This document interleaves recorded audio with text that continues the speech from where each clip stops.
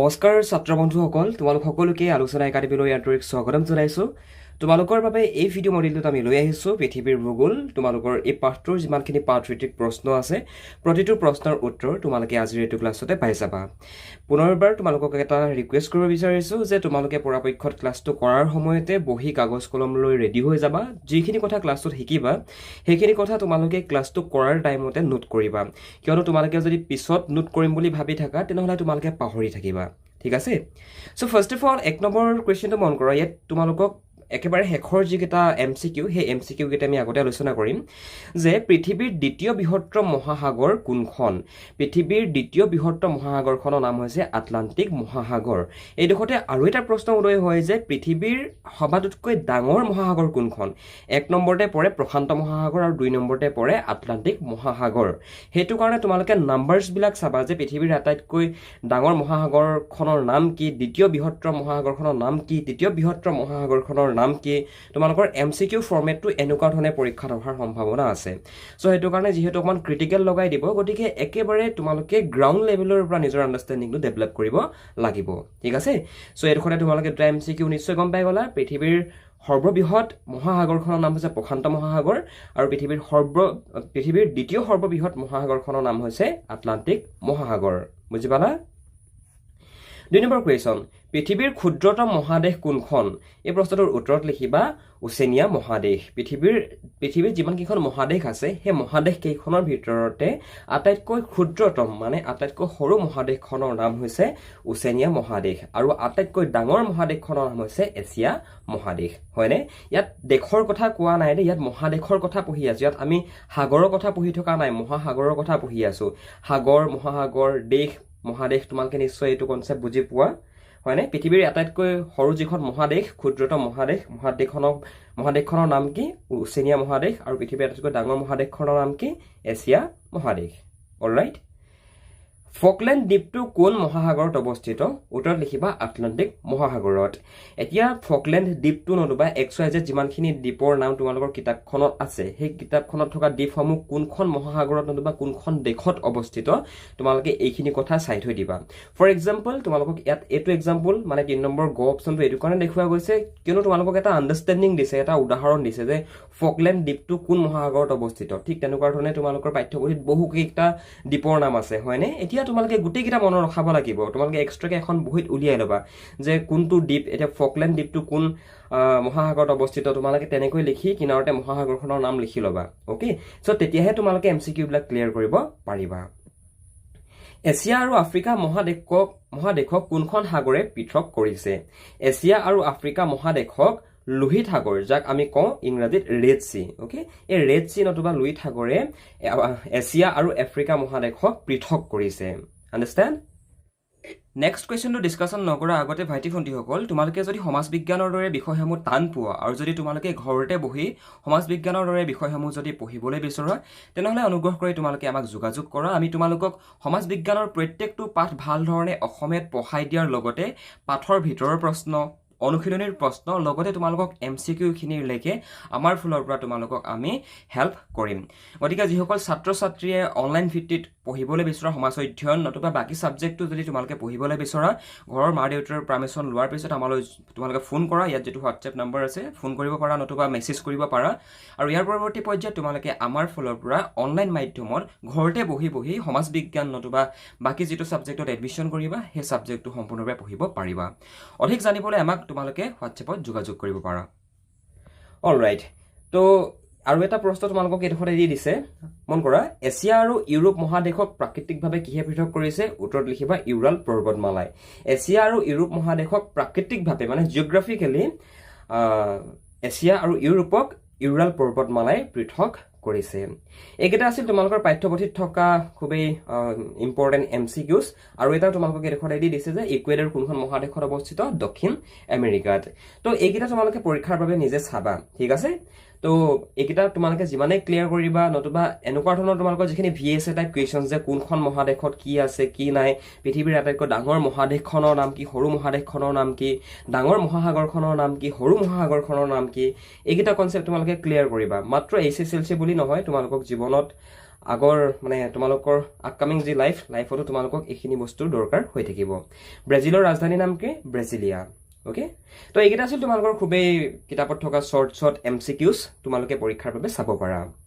alright এতিয়া আমি তোমালোকৰ টেক্সটবুকত থকা কেইটামান খুব ইম্পৰ্টেণ্ট কুৱেশ্যনছ চাম এক নম্বৰতে দিছে যে পৃথিৱীৰ স্থলমণ্ডল আৰু জলমণ্ডলৰ বিষয়ে চমুকৈ লিখা এনেকুৱা ধৰণৰ প্ৰশ্নবিলাকত মেক্স টু মেক্স তোমালোকৰ 2 মাৰ্কছ আহিব বেছি মাৰ্কছ নাহে সো হেতু কাৰণে তোমালোকে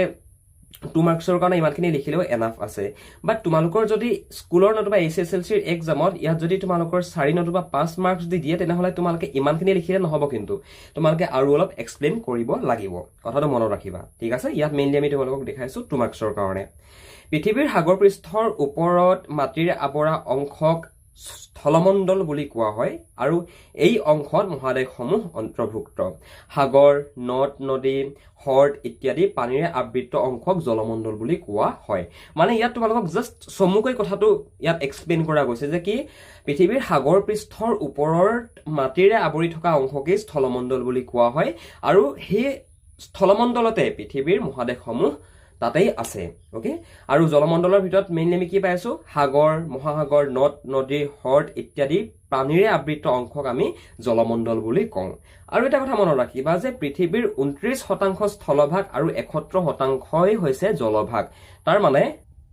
আমি যদি শতাংশ ওয়াইজ কবলৈ যাওঁ তেনেহলে পৃথিৱীৰ অল টোটেল 100%ৰ 71% হৈছে পানী আৰু 29% হৈছে মাটি এটো কথা তোমালোকে মনত সদায় ৰাখিবা আৰু এছিয়া মহাদেশ আটাইতকৈ বৃহৎ মহাদেশ আৰু প্ৰশান্ত মহাসাগৰ আটাইতকৈ বৃহৎ মহাসাগৰ হয়নে পৃথিৱীৰ আটাইতকৈ ডাঙৰ মহাসাগৰখনৰ নাম কি পৃথিৱীৰ আটাইতকৈ ডাঙৰ মহাসাগৰখনৰ নাম হৈছে প্ৰশান্ত মহাসাগৰ আৰু পৃথিৱীৰ আটাইতকৈ ডাঙৰ মহাদেশখনৰ নাম হৈছে কি বাৰু এছিয়া মহাদেশ তোমালোকৰ এক্সামত যদি 2 মাৰ্কছ আহে তেনেহলে তোমালোকে ইমানখিনিকে লিখিবা 2 নম্বৰ পাই যাবা ইয়াত ইংৰাজীতো লিখা আছে যিসকলে ইংৰাজীত বিচৰা ইংৰাজীত লিখিবা যিসকলে আসামিছত বিচৰা আসামিছত লিখিবা মহাদেশীয় বিস্থাপন সূত্ৰৰ বিষয়ে চমুকৈ ব্যাখ্যা কৰা ওকে ইয়াৰ উত্তৰত লিখিবা মন কৰা যে মহাদেশীয় বিস্থাপন সূত্ৰ মতে প্ৰায় 300 নিযুত বছৰ পূৰ্বে পৃথিৱীখনৰ স্থলমণ্ডল একলগ হৈ আছিল আৰু ইয়াৰ নাম আছিল পেঞ্জিয়া আৰু চাৰিওফালে জলমণ্ডল আছিল যাৰ নাম আছিল পান্থালাছা মনত ৰাখিবা মহাদেশীয় বিস্থাপন যেটো সূত্ৰ অলৰেডি তোমালোকৰ লগত আলোচনা কৰিয়া হৈছে যে মহাদেশীয় বিস্থাপন সূত্ৰ কি হয় ইয়াত কি কৈছে মন কৰা যে আজি প্ৰায় 300 নিযুত বছৰ পূৰ্বে পৃথিৱীখনৰ যে স্থলমণ্ডল একলগ হৈ আছিল ওকে আৰু ইয়াৰ নাম আছিল পেঞ্জিয়া আৰু চাৰিফালে যি জলমণ্ডল আছিল সেই জলমণ্ডলৰ নাম আছিল পান্থালাছা কিছুকালৰ পাছত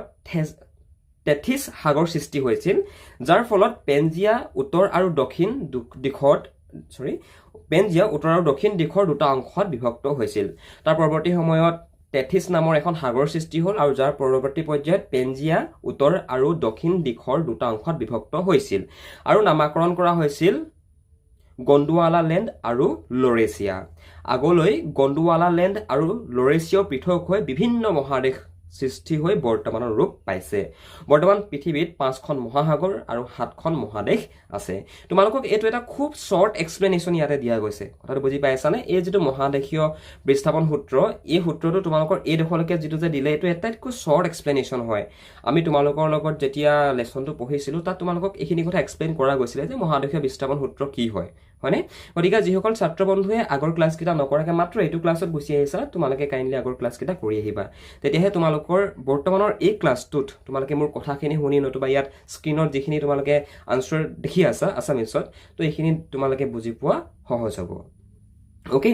তো এই আমাৰ বৰ্তমান পৃথিৱীত 5খন মহাসাগৰ আৰু 7খন মহাদেশ আছে তো পৰীক্ষাত এটো প্ৰশ্ন আহি থাকে যে কি বৰ্তমান পৃথিৱীত কেইখন মহাসাগৰ আৰু কেইখন মহাদেশ আছে মহাসাগৰ বুলি কোৱাৰ লগে লগে 5খন আৰু মহাদেশ বুলি কোৱাৰ লগে লগে 7খন এটো কনসেপ্ট মনত ৰাখি লবা অলৰাইট মহাসাগৰৰ তলিভাগৰ ভূ অবয়ব সম্পৰ্কে চমুকৈ লিখা তো মহাসাগৰৰ তলিভাগ কেনেকুৱা বাৰু মানে আমি সাগৰ মহাসাগৰ বিলাক যে দেখো এতিয়া মহাসাগৰৰ তলিভাগতো তোমাৰ মাটিয়ে আছে হয়নে তো এটো সুধিছে যে কি হে মহাসাগৰৰ তলিভাগৰ হে যেটো ভূ অবয়বটো কেনেকুৱা মানে অলৰাইট কি লিখিছো মন কৰা মহাসাগৰৰ তলিভাগ অসমান এই তলিভাগত বিভিন্ন শৈলহীৰা দ্ৰোণী তিলা আৰু সামুদ্ৰিক ঘাট আছে সাগৰৰ তলতো তোমাৰ এখন ডাঙৰ পৃথিৱী আছে গম পাইছানে সাগৰ মহাসাগৰ তলত কি আছে বুলি কৈছে সাগৰ মহাসাগৰ তলতো তোমাৰ পাহাৰ পৰ্বতৰ দৰে পাহাৰ পৰ্বত সদৃশ কিছুমান উখৰা মুখৰা ঠাই আছে মানে সাগৰৰ তলিভাগ মানে আমাৰ ঘৰৰ পুখুৰীটোৰ তলিভাগ যি ধৰণে একদম সমান ঠিক তেনেকুৱা ধৰণে সাগৰ মহাসাগৰৰ তলিভাগ সম্পূৰ্ণ সমান নহয় মানে অসমান উখৰা মুখৰা মানে পাহাৰটো যি ধৰণে উখৰা মুখৰা হৈ যায় ঠিক তেনেকুৱা ধৰণে সাগৰ মহাসাগৰ তলিভাগো অসমান সম্পূৰ্ণ ইকুৱেল নহয় আমাৰ ঘৰৰ পুখুৰীটোত আমি যদি কেতিয়াবা নামো আমি কি পাওঁ সমান পাওঁ উখৰা মুখৰাটো নাপাওঁ কিন্তু সাগৰবিলাক তেনেকুৱা নহয় মানে বুজি পালানে ওকে গড়ে মহাসাগৰৰ গভীৰতা প্ৰায় 4,000 মিটাৰ উপকূলৰ পৰা মহাসাগৰ মাজভাগলৈ গভীৰতা ক্ৰমান্বয়ে বৃদ্ধি পায় মানে আমি যিমানেই সাগৰৰ মাজভাগলৈ গৈ থাকিম সিমানেই সাগৰৰ যি গভীৰতা বৃদ্ধি পাই গৈ থাকিব উপকূলৰ গভীৰ অংশত মহীসোপন আৰু গভীৰ সমুদ্ৰতল সামুদ্ৰিক শৈলহীৰা দ্বীপ ইত্যাদি আছে আৰু এই মহাসাগৰৰ তলিতো বহু প্ৰজাতিৰ প্ৰাণী পোৱা যায় মানে প্ৰাণী কেৱল মাত্ৰ তোমাৰ ভূপৃষ্ঠতেই নাই গম পাইছেনে প্ৰাণী ভূপৃষ্ঠতো আছে জলভাগতো আছে লগতে সাগৰৰ আটাইতকৈ যিটো গভীৰ ডিপেষ্ট পাৰ্ট ওকে সাগৰৰ আটাইতকৈ যিডোখৰ ঠাই সেই ঠাইডোখৰতো তোমাৰ বিভিন্ন প্ৰজাতিৰ প্ৰাণী আমি দেখিবলৈ পাওঁ যিবিলাকক আমি ডিপ সি এনিমেলছ বুলি আমি কওঁ হয়নে সাগৰৰ মানে সাগৰৰ গভীৰতম অংশৰ প্ৰাণী হয়নে তো আজিৰ পৰা কেইদিনমান আগতে সাগৰৰ মানে ডিপ সিৰ পৰা বিভিন্ন